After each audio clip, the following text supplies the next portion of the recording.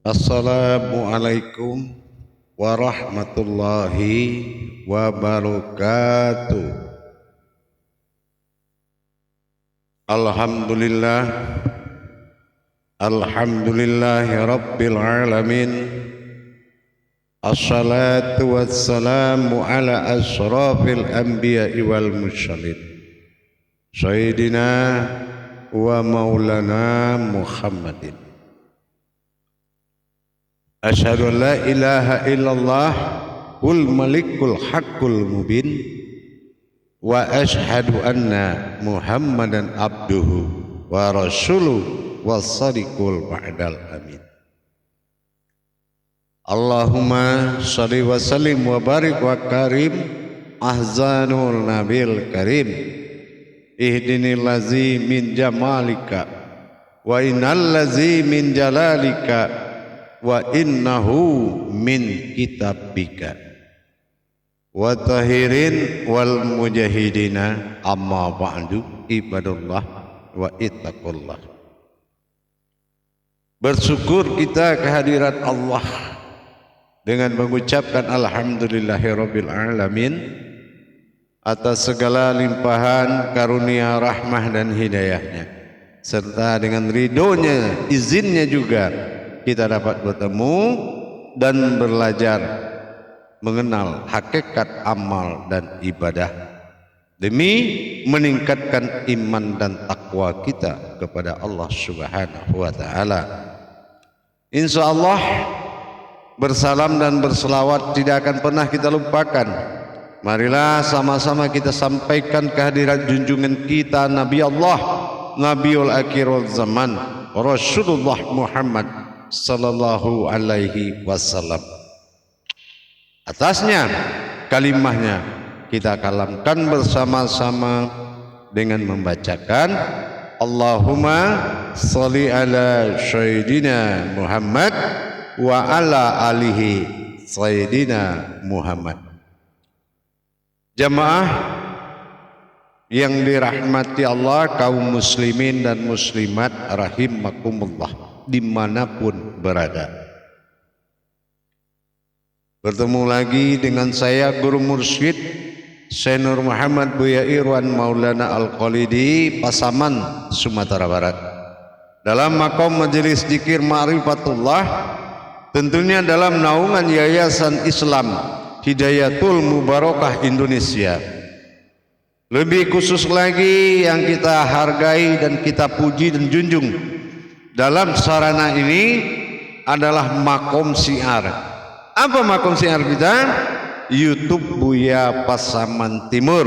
Kita doakan mudah-mudahan selalu menjadi wadah yang kuat untuk berinspirasi oleh masyarakat, terutama dalam bidang tauhid dan agama demi keselamatan umat. Terima kasih. Insyaallah. Jemaah yang dirahmati Allah rahimakumullah. Pada pertemuan kita pada sore ini saya akan berbagi wawasan dan ilmu pengetahuan. Apa yang menjadi tajuk atau judul pada sore ini ada waktu dan kesempatan ini adalah awal kita mengenal agama ini ada dengan dasar mengenal Tuhan. Nah, ini yang dikatakan awaludin ma'rifatullah tadi. Apa maksud dan tujuan daripada makom ini? Kenapa? Yang pertama dalam empat wasilah disiapkan Allah. Pertama syariat, yang kedua hakikat, yang ketiga tarekat, yang keempat marifat.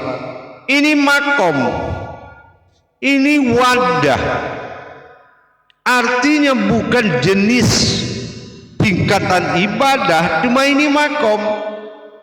Nah ya, kalau orang yang paham cara menggunakan, maka dia akan lebih beruntung. Tapi kalau dia memisah-misahkan, ini dia mengalami masa rugi yang sangat besar. Syariat ini yang utama. kita akan lihat kemana perginya arah dari syariat. Nah, Rasulullah bilang, wa syariatun hulul hakikatun. Setiap syariat itu menuju hakikat dan berasal dari hakikat. Nah, kita lihat mana batasan syariat di dalam 4 perkara tadi. Nah, kalau ini kita tidak melihat batasannya, inilah yang membuat rancunya atau rusaknya pemahaman kepada Allah. Kenapa? Batasan inilah tujuan awal dan tujuan akhir daripada syariat ini kita tidak paham, maka kita akan menunaikan ibadah bukan lillahi ta'ala, tapi lillahi wa ta'ah, karena waktu, bukan karena Allah. Ya. Inilah bercampur aduknya tingkatan-tingkatan pemahaman apabila tidak dipahami batasannya. Kita ambil suatu kajian tentang ibadah dan amaliyahnya. Mana batasan syariat? Awaludin ma'rifatullah. Itu batasan syariat. Yaitu awal agama, awaludin, din itu Islam. Awal Islam mengenal Allah. Bagaimana caranya kita mengenal Allah sementara kita itu awal agama? Itu dia. Posisi di dalam menempatkan kesaksian di dalam berijab qabul tentang tauhid, yaitu tauhid tingkat pertama namanya syariat. Apa yang diambil hikmahnya tentang ketuhanan di saat kita membaca tauhid. Ini yang pertama. Apakah kita hanya membaca tanpa tidak memikirkan yang mendengar? Apakah kita bagian dari yang membaca atau kita mewakili sesuatu untuk membaca? Ini bagaimana status keumatan di dalam membaca syahadat? Ini sangatlah penting sekali. Kenapa orang Islam tidak baca syahadat? Karena syahadat yang ditetapkan dalam Islam adalah kodrat. Jadi kodrat yang dimaksud adalah di dalam Islam syahadat ini kalimatul haq, yaitu kalimat yang dilebur menjadi kodrat. Nah, kalau ada orang Islam belum bisa menjadikan Muhammad Rasulullah kalimatul haq, belum dia bisa melihat kodrat, lebur ayat menjadi kodrat, maka syahadat dirinya ini akan tidak sempurna. Karena dia tidak boleh membaca, tetapi dia harus melebur ayat menjadi kodrat. Ini yang dinamakan kalimatul haq. Kalimat itu menjadi kodrat, bukan tetap pada ayat. Ini khusus umat Islam. Tapi yang tidak umat Islam, dia harus membaca syahadat di dalam pensaksian. Pensaksian di sini apa? Apakah yang membaca aku bersaksi? Tidak mungkin.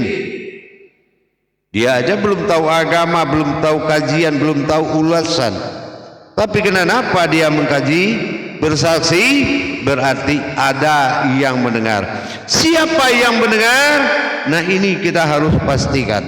Tapi kalau umat Islam, dia harus melebur ayat menjadi kauli. Ya, kauli lebur jadi munajat, munajat lebur jadi ma'rifat. Dia harus tahu bagaimana memproses ayat syahadat menjadi, yaitu kodrat yang disebut kalimatul haq. Terus gimana caranya, Bu ya? Bingunglah kita. Kalau kita nggak bisa melebur ayat, bagaimana? Kan Allah sudah bilang sebelum kamu berucap, bertasbih, afdalul zikri fa'alam annahu Afdalnya zikirmu setelah fa'alam anahu, setelah kenal dengan aku, mengenalku. Ya. Nah, inilah persoalan pertama, benar dan kebenaran perlakuan amaliyah atau syariat. Ini kenapa? Karena kita orang yang dilahirkan tidak baca syahadat, tapi diazankan dan diikhomatkan. Berpulang baru dituntut mana syahadat itu.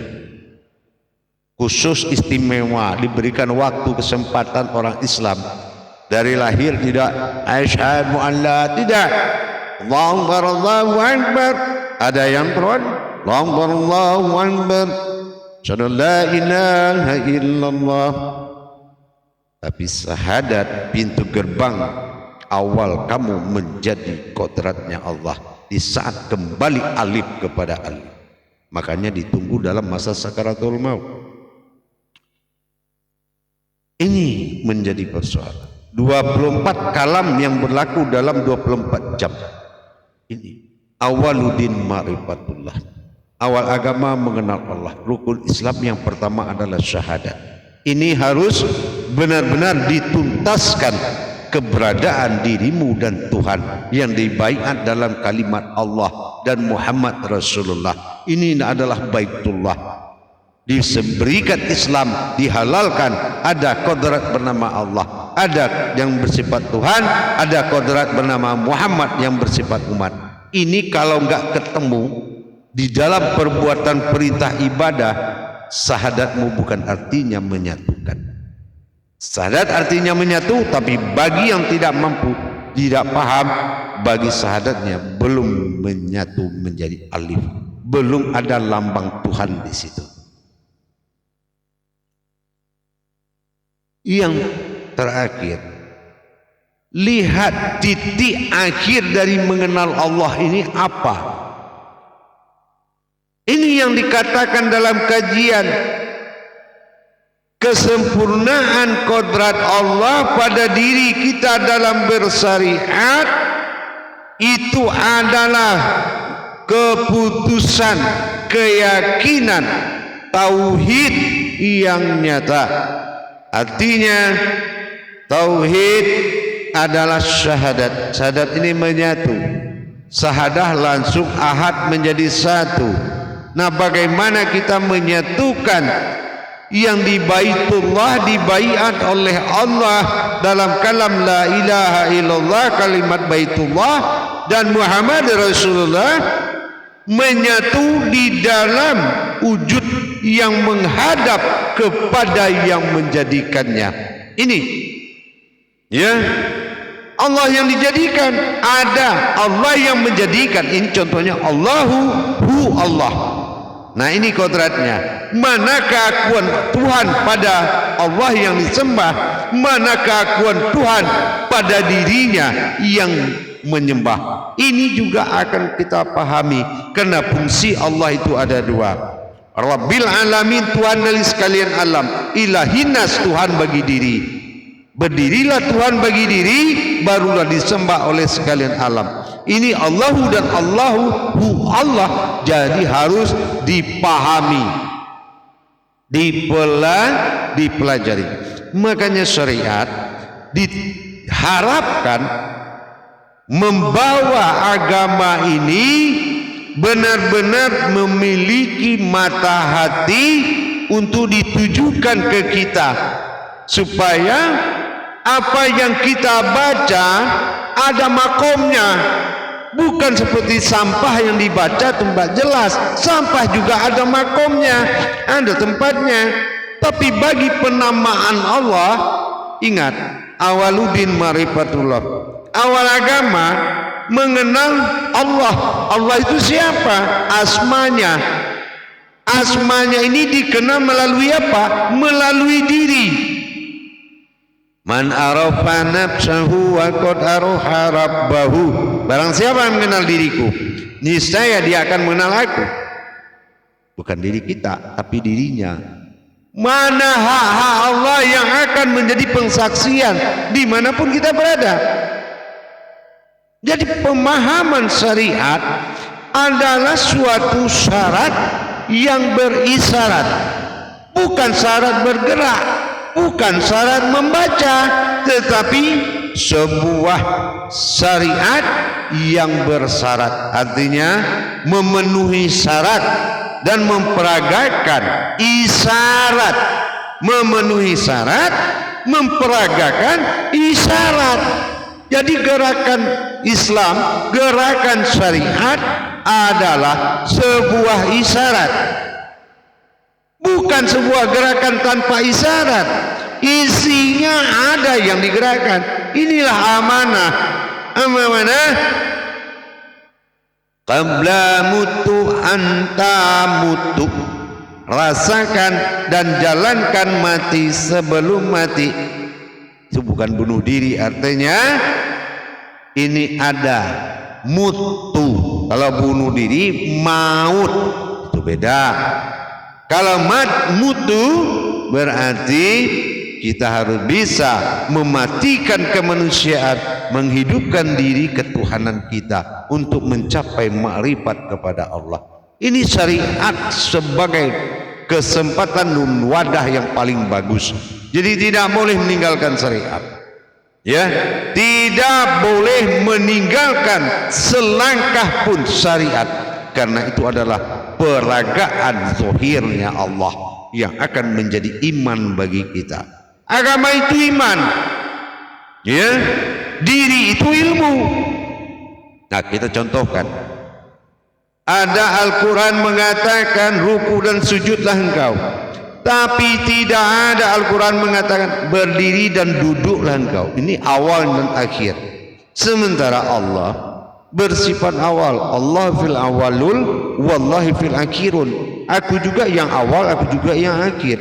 Nah, ini dua perkara. Berdiri pada awal zahir, berdiri yang kedua setelah ruku itu batin. Tidak ada pembahasan di situ. Yang agama berdiri dan sujud. Ada nggak ajaran sholat dari berdiri awal langsung kita mencapai titik sempurna? Tidak bisa. Ada perjalanan yang mengatur. Atau adakah berdiri tanpa ruku awal? Tidak mungkin ada tanpa melalui ibadah. Jadi aku beribadah dan bersujud kepada Allah. Alif lam mim, itu dia. Kalau kita syariat pergi ke fikih, fikih itu apa? Kalau kita pahami ada ibadah dalam syariat atau amaliyah. Fikih ini dalam bahasa Al-Quran Arab al-faqah. Al-faqah, faqah itu paham. Artinya peraturan batasan syariat harus paham apa yang dia kerjakan. Harus dia paham apa yang dia kerjakan.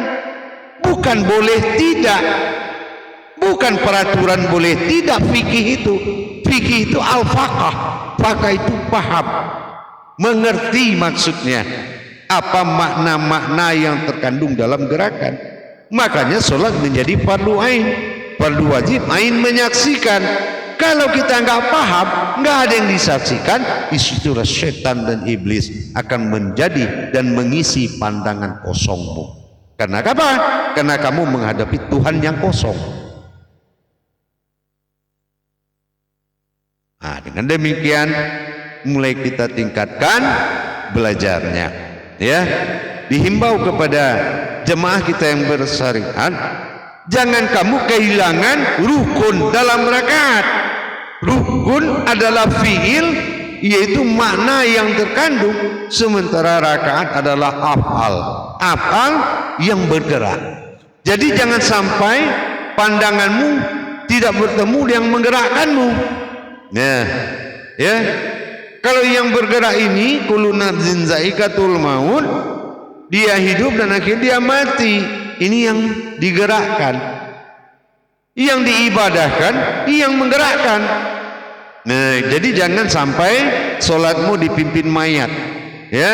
Nah, dipimpin mayat namanya itu karena kamu bersandar kepada jasad ruh, ya. Ingat, jasad akan meninggal, ruh akan meninggalkan jasad, dan akhirnya yang akan menjadi imammu adalah jasad. Ini nilai sholatnya sangat merugi. Kenapa? Ini batasan. Makanya dikatakan awaludin marifatullah. Batasan syariat itu hakikatnya Allah itu pada diri dia, ya. Jadi dia tidak boleh beribadah kemana-mana, tapi dia beribadah kepada kodratnya Allah. Itu yang amaliyah, itu yang syariat, ya. Makanya kita berdoa, ya Allah, meskipun aku tidak mampu melihatmu ya Allah, tapi aku yakin Engkau pasti melihatku ya Allah. Tetapi jangan kosong. Kenapa kita berdoa begitu? Karena kita tidak mampu melihat titipan Allah yang diamanahkan, yaitu kodrat yang ada di dalam syariat. Gagal. Kalau nggak, mana nilai ibadahnya? Karena syariat memisahkan hak dan yang batil. Ini siapa yang kita buang, siapa yang akan kita hadapi, dilipat tangan siapa yang mati. Itu dikatakan wassalu amalahu qabla mutu anta mutu. Benar-benar kita tahu mana yang terbuang, mana yang hidup, mana yang ada dan mana yang mati. Di mana yang mati disimpan, di mana yang hidup berdiri. Itu harus benar-benar nyata. Kenapa? Menghadap jasad kepada Ka'bah sama-sama kodrat. Tapi ingat, gugur Ka'bah, gugur jasad, berdiri rohani dalam Baitullah. Ini yang dikatakan qabla mutu anta mutu, mematikan diri sebelum mati. Nah, jangan yang Ka'bah semennya. Nah, apa nasib Ka'bah semen? Gugur. Apa nasib jasad terlihat? Mati. Siapa yang tinggal kalau dua gugur? Baitullah dan ruhani. Ini yang dikatakan berdiri diri batin di alam batin. Sudah ke rohanimu di dalam Baitullah. Kalau memang sholat, tentulah kita pelajari dulu, ya. Tentu kita pelajari dulu semuanya. Kalau kita nggak sanggup berdiri, kira-kira apa penggantinya ya Allah? Siapa yang mengizinkan kamu satu ayat bunyinya duduk di kursi roda? Jangan menghalalkan jalan yang halal. Harus ada dasar hakikat yang ternyata buktinya ada. Harus ada dasar hakikat yang terbukti. Kamu boleh duduk di kursi roda atau melonjor di lantai. Asal tahu gantinya, ganti berdiri. Kalau lidah kita keluh nggak bisa baca ayat, apa pengganti ayat?